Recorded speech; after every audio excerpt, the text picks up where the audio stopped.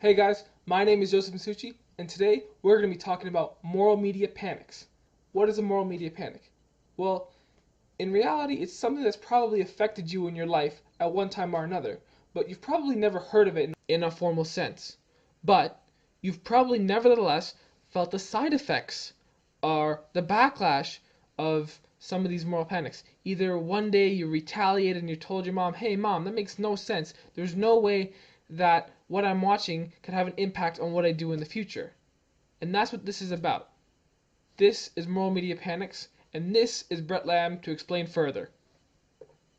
Ever been told that television's going to rot your brain? Or that violent video games will turn you into a homicidal maniac? These are just a few of the accusations that have been levelled at the media in a frenzy generated by a moral panic. So what is a moral panic? It's basically any widespread anxiety about an issue that's said to threaten the very fabric of society. Moral panics often occur around forms of media technology. It seems that people are deeply suspicious of new media. Writer Douglas Adams put it best when he said that anything invented after you're 35 is against the natural order of things. Couldn't have defined it any better myself. Really, I couldn't. I had nothing. This sort of anxiety is nothing new. In fact, around 400 BC, classical Greek philosopher Socrates was concerned that the advent of writing would create forgetfulness, and people would generally know nothing. In the 1860s, British politicians blamed popular culture for delinquent behaviour. One argued that cheap publications and theatre performances of an immoral character would lead children to a life of dishonesty and vice. Fast forward to the 1950s, when American psychiatrist Dr. Frederick Wertham published a book called The Seduction of the Innocent, which claimed that comic books were a danger to children. Among other things, he claimed that Batman and Robin were gay lovers who lived in a homosexual paradise. Without a shred of evidence, he claimed that reading the light-hearted adventures of Batman and the Boy Wonder would encourage children to entertain homosexual fantasies. Whoa.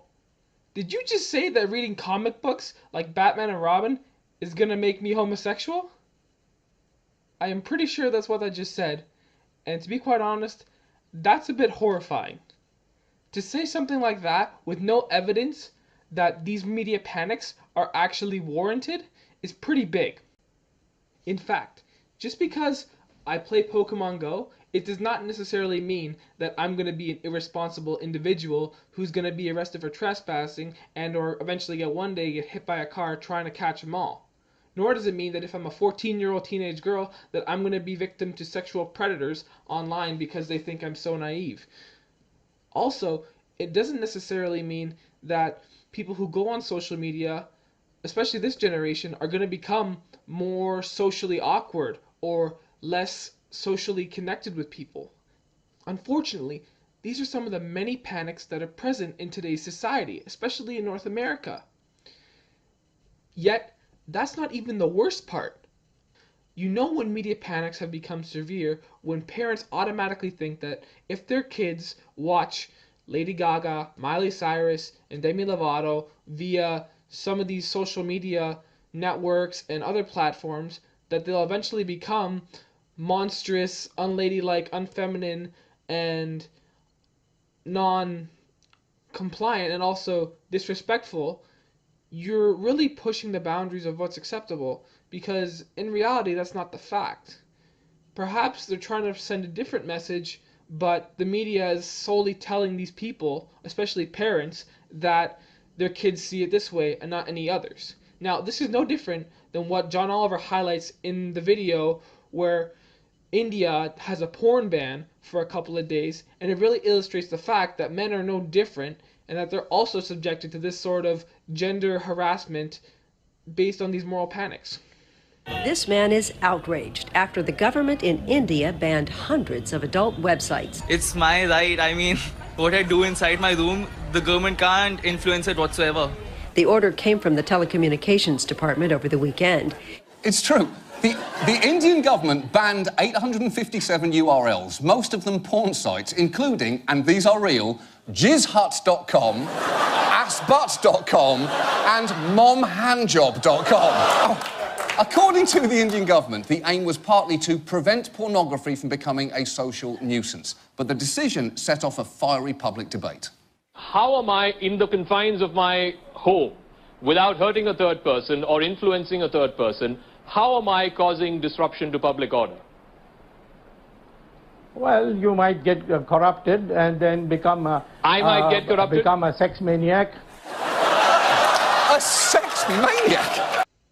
So, it sounds pretty unbelievable that one would turn into a sex maniac just by virtue of watching porn. And whether or not one's addicted to it is also not a factor here. What is important here is to take note of the fact that in many of these moral panics, society tells us, or the media tells us, that we are going to be directly impacted by the media we consume. And the fact is, that's not the case. When we look at theory that has been used to discuss audience relations with new media texts and technology, we can see that through the hypodermic needle theory, the audience is not as vulnerable to being corrupted as the politicians in this clip show. And that's why, for lack of better words, I feel that Jon Stewart says it best. The Republicans, honestly, they blame the problems of the country on all the wrong things. Entertainment, rap music. You can't let the kids hear the rap music, because they'll hear the lyrics and then they'll go out and commit the crimes that they hear in the songs. What is that? What's the correlation between lyrics and action? Christ, Julie Andrews sang Climb Every Mountain. I don't go hiking every weekend. It's a song. There are crazy people in the world that do crazy. That is the end of it. There's nothing you can do about it. Exactly. We cannot control every slight percentage of the population that may have been influenced by something like that. But the fact of the matter is, people are not as widely affected as we thought. And that's proven time and again through the reinforcement theory, which is one of the more accepted theories in audience research, which essentially states that people are not as directly affected by the media as one may think, and rather that the media works in conjunction with a number of other social institutions to create the perception an individual has of reality and or society, and not direct implementation of a media text's ideas. So, no, mind control does not exist.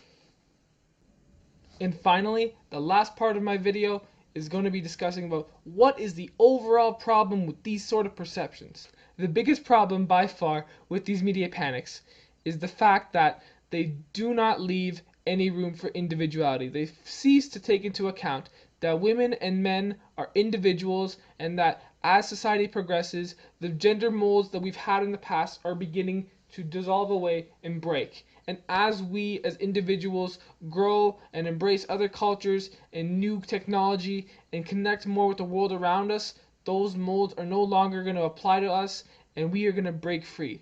So it's time that we stop looking at what the society has laid out for us and choose our own paths. Hey guys, that's the end of my video. I was so happy I got to talk to you about moral media panics and the problems they pose for society and today's younger generation. It's really important that we talked about this, but it's also important that we get the word out there and make people see that the younger generation are not as hopeless as the adults point them out to be, or I should say the media. It's time for us to show people that we are more than capable of taking on whatever this world throws at us, and I just want to tell you guys that when it comes to the media, it's never a bad idea to be part of it. Okay, I'm Joseph Masucci, and I'm out.